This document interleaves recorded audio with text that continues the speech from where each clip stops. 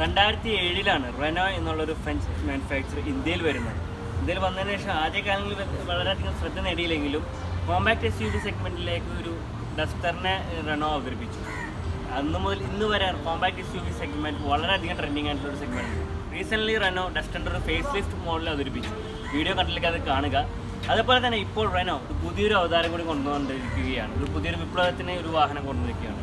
അതാണ് Renault tribal. ഇത് completely ഒരു 7 സീറ്റർ MPV വേണമെങ്കിൽ പറയാം. ഒരു കോമ്പാക്ട് MPV അല്ലെങ്കിൽ ആ ഒരു സെഗ്മെൻറ്റിൽ വേണമെങ്കിൽ നമുക്ക് പറയാം. റെനോയുടെ പുതിയ MPV ആണ് ട്രൈബർ. ഒറ്റ നോട്ടത്തിൽ ക്വിഡ് വലുതായതുപോലെ തോന്നും. സബ് 4 മീറ്റർ വിത്ത് 3 rows MPV എന്ന് വേണം പറയാൻ.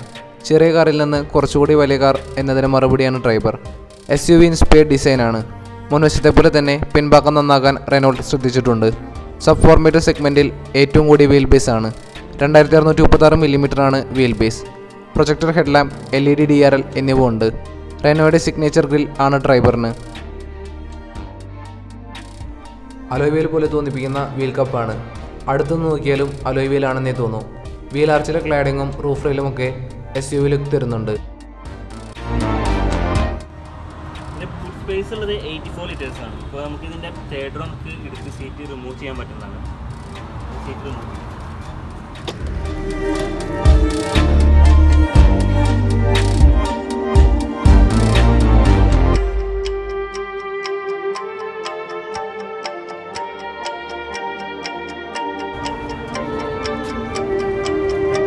മാറ്റാണ്. അതുപോലെ തന്നെ വെക്കാനും സുഖമാണ്. ഇപ്പോൾ ഇത് സീറ്റ് മാറ്റി കഴിഞ്ഞാൽ നമുക്ക് ഏകദേശം 625 liters ആണ് ഇതിൻ്റെ ബോട്ട് സ്പേസ് കിട്ടുന്നത്. അപ്പോൾ ഒരു 150+ വഴികളിൽ കോൺഫിഗറേഷനിൽ നമുക്കിതിലെ ബൂട്ട് സ്പേസ് നമുക്ക് ആക്സസ് ചെയ്യാൻ പറ്റും. അതായത് ഇപ്പോൾ ഈവൻ നമുക്കൊരു അധികം ലഗേജ് അല്ലെങ്കിൽ കുറച്ച് വലിയ ഈവൻ സൈക്കിൾ വരെ നമുക്ക് കൊണ്ടുപോകാവുന്നൊരു സ്റ്റോറേജ് കിട്ടുന്നുണ്ട്.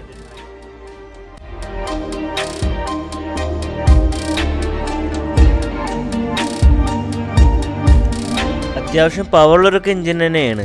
ഓവർടേക്ക് ചെയ്യുമ്പോൾ ചെറിയൊരു ബുദ്ധിമുട്ട് തോന്നും, എന്നാലും അത്യാവശ്യം നല്ല കുഴപ്പമില്ലാത്ത ഡ്രൈവ് തരുന്നുണ്ട്.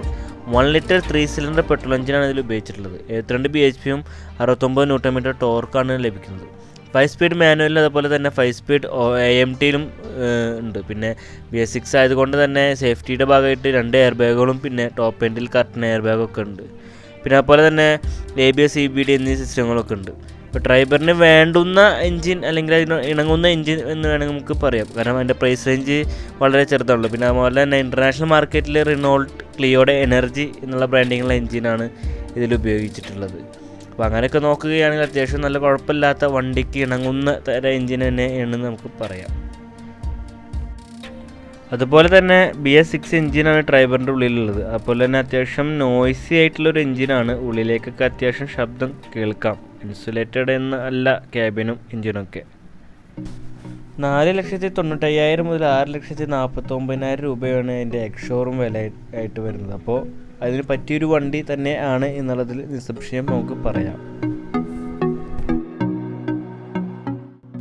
ഇതിലെ ഇന്ത്യയിൽ കയറുമ്പോൾ നമ്മൾ തിരിച്ച് എക്സൈറ്റഡ് ആവും. ഇപ്പോൾ ഈ ഒരു റേഞ്ചിൽ കണ്ടിട്ടുള്ള ബാക്കി വാഹനങ്ങളെ പോലെ അല്ല ഇതിനൊരു ഇന്ത്യയിൽ നമ്മൾ കറക്റ്റ് ഒരു പ്രീമിയം ഫീൽ കറക്റ്റ് നമുക്ക് കിട്ടുന്നുണ്ട്. ഒരു വില കൂടിയ വാഹനത്തിൽ കയറി ഒരു ഫീൽ കിട്ടുന്നുണ്ട്.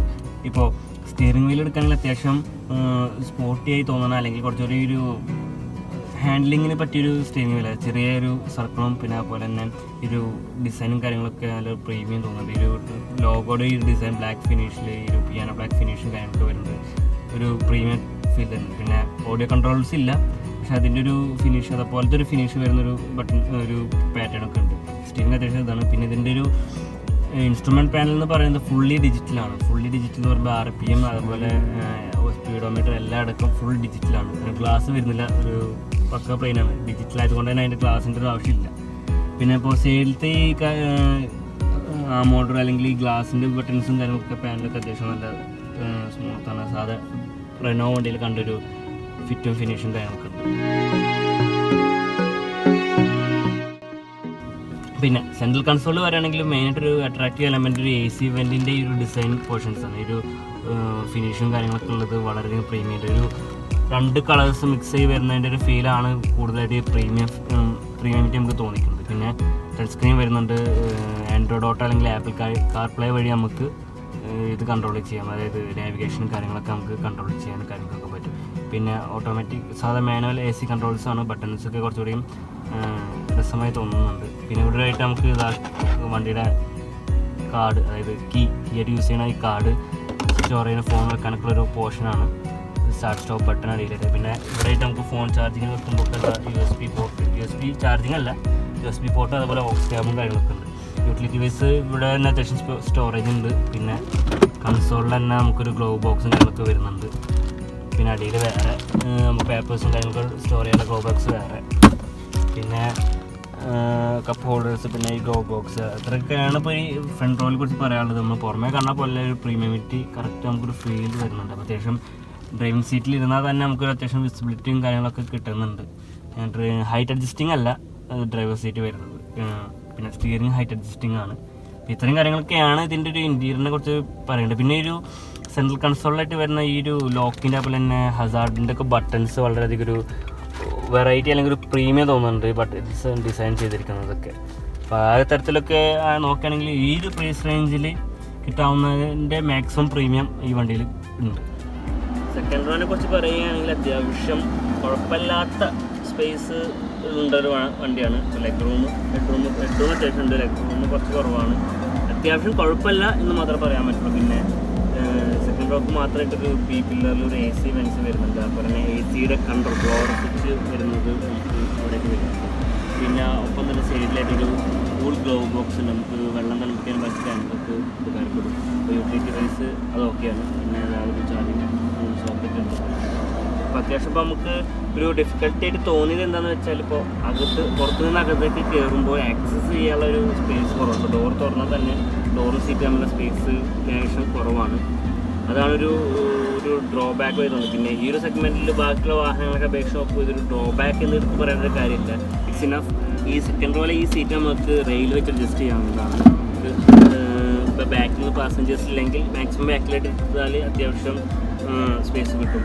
അപ്പോൾ ആ ഒരു പ്രാക്ടിക്കാലിറ്റി പിന്നെ ഈ ഒരു ബഡ്ജറ്റിൽ വെച്ച് നോക്കുകയാണെങ്കിൽ വളരെ നല്ലതാണ്. ഇപ്പോൾ AC വേണ്ടിയിട്ട് അത് അത്യാവശ്യം പറയുന്നതാണ്. ട്വിൻ AC ആണ്, ബാക്കിലത്തെ 2 റോക്ക് വേണ്ടി മാത്രമായിട്ട് സ്പെഷ്യൽ AC വെൻസാണ്. ഇത്രയൊക്കെയാണ് സെക്കൻഡ് റോയിനെ കുറിച്ച് പറയാനുള്ളത്. യൂട്ടിലിറ്റി വൈസ് നോക്കി ബോട്ട് ഹോൾഡേഴ്സ് അത്യാവശ്യം വലിയ ബോട്ട് ഹോൾഡേഴ്സ് ഉണ്ട്. പിന്നെ ആക്സസ് ചെയ്യുന്ന ഡിഫിക്കൽറ്റി ഉള്ളൂ, ബട്ട് ഇറ്റ്സ് ബാഡ് എന്ന് പറയാൻ പറ്റില്ല. നമുക്കിന്ന് തേർഡ് റോ കയറി നോക്കിയോ. റൈറ്റ് ഹാൻഡ് ഡ്രൈവ് ആയതുകൊണ്ട് തന്നെ ലെഫ്റ്റിലൂടെ മാത്രമേ തേർഡ് റോയിലേക്ക് ആക്സസ് ചെയ്യാൻ പറ്റുള്ളൂ.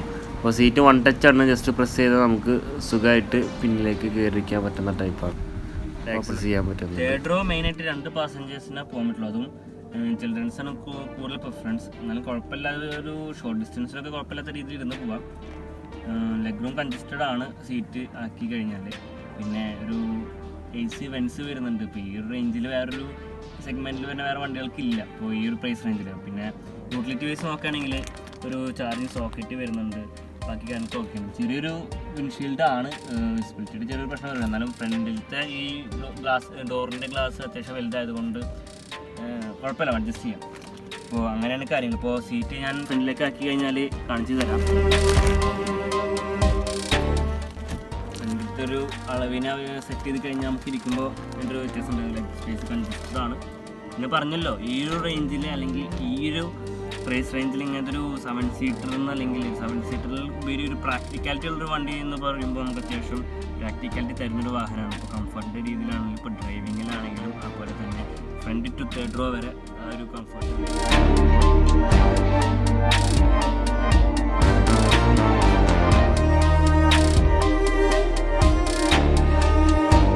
ഒറ്റവാക്കിൽ ട്രൈബറിനെ കുറിച്ച് പറയുകയാണെങ്കിൽ ഈ പ്രൈസ് റേഞ്ചിൽ വേറെ വണ്ടികളില്ല. 4.95 ലക്ഷം മുതൽ 6.49 ലക്ഷം വരെയാണ് എക്സ് ഷോറൂം പ്രൈസ്. അത്യാവശ്യം പ്രീമിയം തരുന്ന വാഹനമാണ്. കുറച്ചുകൂടി സ്പേസ് അല്ലെങ്കിൽ 7 സീറ്ററുള്ള ചെറിയ കാർ ആഗ്രഹിക്കുന്നവർക്ക് ഇണങ്ങിയ വാഹനമാണ്. വാഹന ലോകത്തെ പുതിയ വിശേഷങ്ങൾ അറിയുന്നതിനായി ചാനൽ സബ്സ്ക്രൈബ് ചെയ്യുക. അതുവരേക്കും സേഫ് മോട്ടോർ.